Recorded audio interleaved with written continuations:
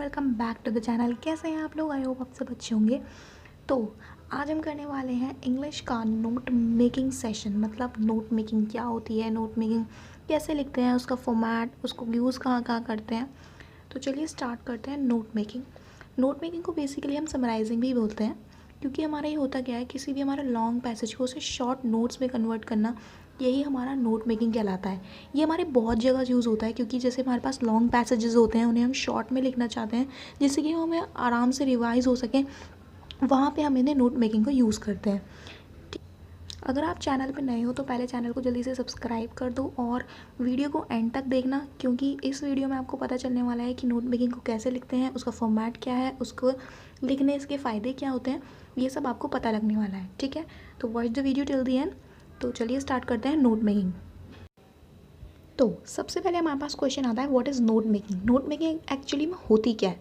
Note making, it is a writing skill that helps to filter at least main points of any given subject. मतलब कि अगर मेरे पास 3-4 paragraphs दिए हुए हैं, लॉन्ग से बहुत लॉन्ग है, और मेरे को मतलब बार बार उन्हें पढ़ने में बहुत ज़्यादा दिक्कत होगी, तो मैं क्या करूँगी, उन पैराग्राफ में से छोटे छोटे पॉइंट्स बना लूँगी हर पैराग्राफ में से, जिसमें कि क्या होगा, आगे चल के अगर मैं कभी उन्हें और रिवाइज़ करने चलूँ तो मेरे को नीड ना हो इस चीज़ की कि मैं उन लॉन्ग पैसेजेस को बैठ के पढूँ, अपना टाइम वेस्ट करूँ। इससे अच्छा क्या होगा, जो मैंने नोट्स बनाए होंगे, जो मैंने नोट मेकिंग करी होगी, उनको मैं पढ़ के आराम से इजीली अपना वो कवर कर सकूं। तो ये होती है हमारी नोट मेकिंग। किसी भी गिवन सब्जेक्ट में अगर मैं फ़िल्टर कर लूँ वो मेन पॉइंट्स जो कि मेरे को आगे अंडरस्टैंडिंग में ईजी पड़े, ये कहलाती है हमारी note making. Next is why to use this. अब हम इसे यूज़ क्यों करते हैं? It will save your timing from reading a very long passage as notes are always short. तो ये हमारा टाइम सेव करती है, क्योंकि वही बात है जो मैंने अभी आपको बताया। अब मैं अपना टाइम वेस्ट करूँ कि मैं इतने बड़े बड़े लॉन्ग पैसेजेस पढूँ, इससे अच्छा मैं एक बार में ही उनके शॉर्ट नोट्स बना लूँ, क्योंकि नोट्स तो मेरे हमेशा ही शॉर्ट होते हैं। उन्हें मैं आराम से पढ़ लूँगी और मेरे को पता चल जाएगा कि हाँ भाई, इस पैराग्राफ में मेरे को ये डिटेल, ये मेन पॉइंट है मुझे पढ़ना था। Main headings and highlights help you to read main thing of content. Content की अगर मैं मेन हेडिंग्स या सब हेडिंग्स बना दूंगी, हाईलाइट्स दे दूंगी उसे कुछ, तो उससे मेरे को क्या पता चलेगा कि मैं सिर्फ मेन चीज़ पढ़ सकती हूँ उस कंटेंट की।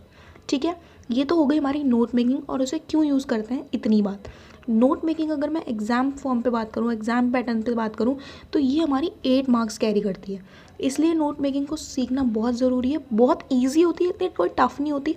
वीडियो को एंड तक देखना, अच्छे से समझ आ जाएगी। 8 मार्क्स आप यूँ स्कोर कर लोगे अपने एग्जाम में। तो watch the video till the end. और अभी भी दोबारा बोल रही हूँ, मैं चैनल में नए हो तो जल्दी से सब्सक्राइब कर दो चैनल, तो दोबारा ना कहना पड़े मुझे। ठीक है, तो चलिए देखते हैं हम नोट मेकिंग का फॉर्मेट, नोट मेकिंग को हम कैसे लिखते हैं। तो चलिए अब देखते हैं नोट मेकिंग का फॉर्मेट।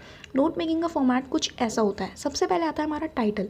सपोज़ मेरे पास कोई 10 पैराग्राफ का कंटेंट है, तो सबसे पहले मैं उन 10 पैराग्राफ के कंटेंट को कंक्लूड करके एक टाइटल बनाऊंगी, और उस टाइटल को मैं यहाँ सबसे पहले मैं टाइटल मेंशन करूँगी। नेक्स्ट लाइन में हमारा आएगा नोट्स, हेडिंग डालेंगे हम नोट्स। उसके बाद क्या करेंगे, सबसे पहले हम पहला पैराग्राफ लेंगे, उसकी मेन हेडिंग बनाएंगे। मेन हेडिंग बना दी हमने, ठीक है। अब उसमें से मैं देखूंगी कि कुछ सब हेडिंग्स भी बन सकती हैं, मैंने वो बना दी। 1.1 नीचे हमने नेक्स्ट लाइन में हेडिंग डाली और वो कर दी। अब मैंने ये देखा कि मेरे पास अगर कोई सब हेडिंग है तो उसके सब पॉइंट्स भी तो हो सकते हैं, ठीक है, तो मैंने सब पॉइंट्स भी लिख दिए। ये तो हो गई मेरी एक मेन हेडिंग कंप्लीट। ऐसे ही करके जितने भी मेरे पास सपोज जो 10 पैराग्राफ थे, तो मैं ऐसे ही 10 मेन हेडिंग्स बना लूँगी। एटलीस्ट मेरे पास 5 मेन हेडिंग ज़रूरी होती हैं।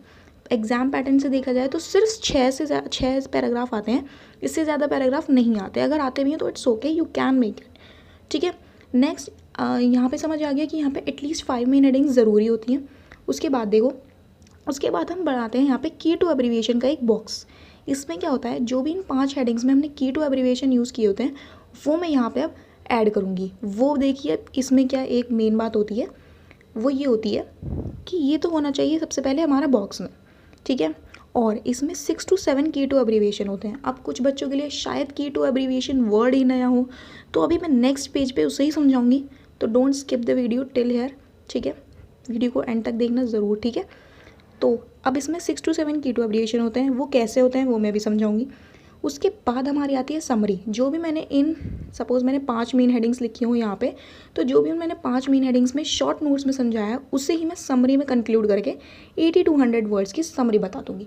जो मैंने टाइटल यहाँ डाला था, वही टाइटल मैं समरी की स्टार्टिंग में डाल दूँगी, ठीक है। ये तो हो गया हमारा समरी तक।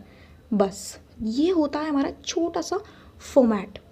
ठीक है, क्या क्या करा हमने, एक बार फिर से हम नज़र मारेंगे हमने क्या क्या पढ़ा था इसमें। सबसे पहले आया हमारा टाइटल, उसके बाद हमारी नोट्स की हेडिंग, उसके बाद हमारी 5 मेन हेडिंग्स आएंगी जिसमें कि हमारी सब हेडिंग्स भी होंगी, सब पॉइंट्स भी होंगे।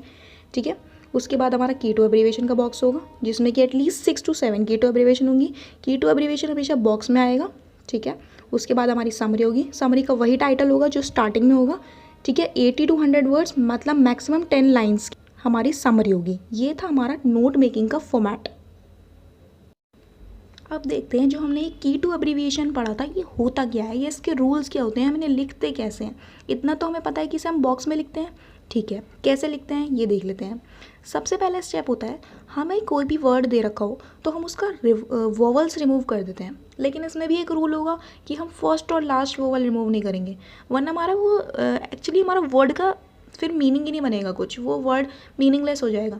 इसलिए हम क्या करते हैं, फर्स्ट और लास्ट वोवल रिमूव नहीं करते, बीच के जो वोवल्स होते हैं वो रिमूव कर देते हैं। एग्जाम्पल देख लो, एनवायरनमेंट है, मैंने उसका क्या करा, वोवल्स रिमूव कर दिए, फर्स्ट और लास्ट वाला, लास्ट में तो यहाँ पे कोई है ही नहीं तो मैंने फर्स्ट वाला वोवल रिमूव नहीं करा, तो ये क्या बन गया, एनवायरनमेंट। ठीक है, प्रोनाउंस वही हो रहा है, बस मैंने क्या करा है, वोवल्स रिमूव करे। सो नेक्स्ट स्टेप में देखो क्या होता है, write first and last letter only. जैसे हमारे पास कोई वर्ड है डॉक्टर, तो डॉक्टर में अगर मैं डी और आर लिख दूँ तो भी तो वो डॉक्टर ही पढ़ा जाता है। अगर पंडित है तो उसमें मैं पी और टी लिख दूँ एंड का और फर्स्ट का, तो भी वो पंडित ही पढ़ा जाता है, और कुछ तो पढ़ा नहीं जाएगा। जनरली भी हम ऐसे ही यूज़ करते हैं, तो यही होता है हमारा की टू एब्रीविएशन जो जनरली हम यूज़ कर लेते हैं। नेक्स्ट स्टेप आता है थर्ड स्टेप, जो कि है राइट नंबर। अगर हमारे पास वर्ड में कोई नंबर है, जैसे यहाँ पे 90 है, 100 है, तो मैं क्या करती हूँ ना, डिजिट्स में लिखती हूँ, जैसे कि 100, 100 हो गया, 90 का 90 हो गया। तो ये हमारा थर्ड स्टेप था। इसके बाद आता है हमारा सिम्बॉलिक लैंग्वेज यूज़ करना। फोर्थ स्टेप है हमारा सिम्बॉलिक लैंग्वेज यूज़ करना। जैसे हमारा लीड्स टू है, ये जो लीड्स टू है ना, ये बहुत ज़्यादा यूज़ होता है, तो इसे थोड़ा सा ध्यान से दे लेना। बस हमें कुछ नहीं करना है इसमें, क्या करते हैं हम ऐसे करके एक एरो बना देते हैं, ये होता है लीड्स टू का सिंबल। नेक्स्ट है बिकॉज का सिंबल ये होता है, ध्यान से देख लेना एक बार। देयरफॉर का सिंबल ये होता है, और हमारा एंड का सिंबल तो हमारा जनरली हम यूज़ ही करते हैं जनरल लैंग्वेज में। ठीक है, नेक्स्ट हमारा आता है take initial letters of word. जैसे गवर्नमेंट है, गवर्नमेंट वर्ड में से GOVT मैंने ले लिए, तो इसके इनिशियल लेटर्स हैं। ठीक है, नेक्स्ट देखते हैं। नेक्स्ट है यूज़ शॉर्ट फॉर्म्स। जैसे कि हमारे पास चीफ मिनिस्टर है तो मैंने CM लिख दिया, प्राइम मिनिस्टर PM लिख दिया, वर्ल्ड हेल्थ ऑर्गेनाइजेशन है तो WHO लिख दिया। तो ये होते हैं हमारे की टू एब्रीविएशन लिखने का फॉर्मेट कह दो या फिर उसके रूल्स कह दो। तो ये मैंने 6 स्टेप्स कुछ बचा दिए हैं, और भी होते हैं लेकिन हमारी इतनी जो है इनफ होते हैं।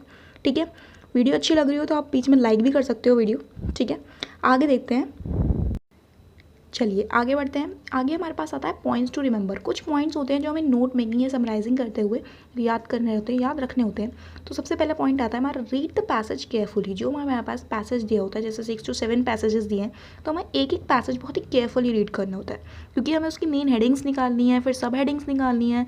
ये सब चीज़ें फेच करने के लिए हमें उसे ध्यान से पढ़ना पड़ेगा। ठीक है, next step, give a heading to your work. The heading will be based on following considerations. Main idea of passage, write it at middle of page.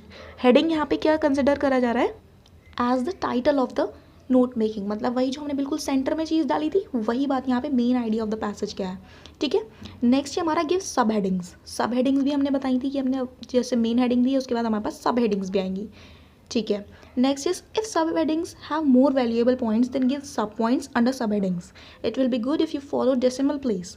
Example, जैसे सपोज मैंने 1 डाली, 1 मेरी मेड हेडिंग हो गई। अब इसमें मैं नेक्स्ट सब हेडिंग डालूंगी तो मैंने 1.1 डाल दी।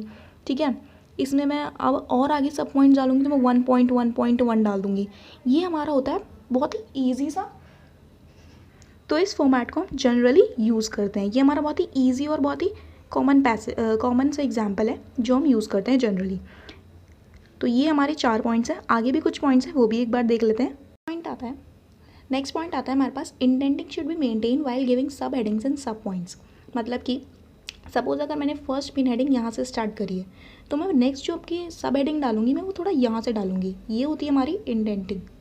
बेसिकली इंडेंटिंग क्या होती है, स्टार्टिंग लाइन और text further from margin then the main part of the text. ठीक है, ये होती है हमारी इंडेंटिंग। जैसे कि अगर मैंने फर्स्ट मेन हेडिंग यहाँ डाली है तो मैं सब हेडिंग जो डालूंगी अपनी वो थोड़ा सा इधर डालूंगी, यही हमारी इंडेंटिंग कहलाती है।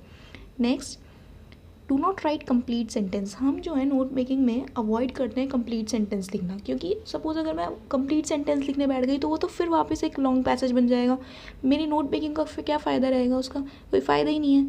तो यही होता है कि अगर जैसे सपोज़ मैं बहुत ही लॉन्ग पैसेज है उसको मैं बहुत शॉर्ट नोट्स में लिख रही हूँ, जैसे कि मैं फ्रेजेस यूज़ कर रही हूँ, कंप्लीट फ्रेज भी यूज़ नहीं करते, कंप्लीट सेंटेंस भी यूज़ नहीं करते, हम ऐसा कुछ यूज़ करते हैं जो सामने वाले को और हमें दोनों को अच्छे से प्रॉपरली समझ आ जाए। ठीक है, नेक्स्ट देखिए, at the and give summary along with title which was mentioned in starting. हमने एंड में क्या देनी है, समरी देनी है, जो कि टाइटल के साथ होनी चाहिए, जो कि हमने बिल्कुल स्टार्टिंग में दिया था। तो ये थी हमारी नोट मेकिंग, या कह दो इसे समराइजिंग। ठीक है, आई होप आप सबको अच्छे से समझ आ गई होगी नोट मेकिंग में हमने क्या क्या करा, क्या होती है नोट मेकिंग, क्यों ज़रूरी होती है, इसका फॉर्मेट, की टू एब्रीवेशंस के रूल, और हमने पढ़े हैं इसके पॉइंट्स टू रिमेंबर। तो ये हमने करा है आज नोट मेकिंग में। आई होप आपको ये अच्छे से समझ आ गई होगी और आप 8 आउट ऑफ 8 मार्क्स अपने एग्जाम में ज़रूर लेके आओगे। लेके आ जाओ तो मेरे को कमेंट सेक्शन में बता देना, I will be happy. Okay, so if you like the video so do subscribe to my channel, video share करना सबके साथ जो सबको और हेल्प हो सके अपने एग्जाम्स में, एग्जाम टाइमिंग चल रहा है वैसे भी। तो चलिए मिलते हैं नेक्स्ट वीडियो में, तब तक के लिए टेक केयर। वीडियो कैसी लगी कमेंट सेक्शन में ज़रूर बताना। Take care, bye bye.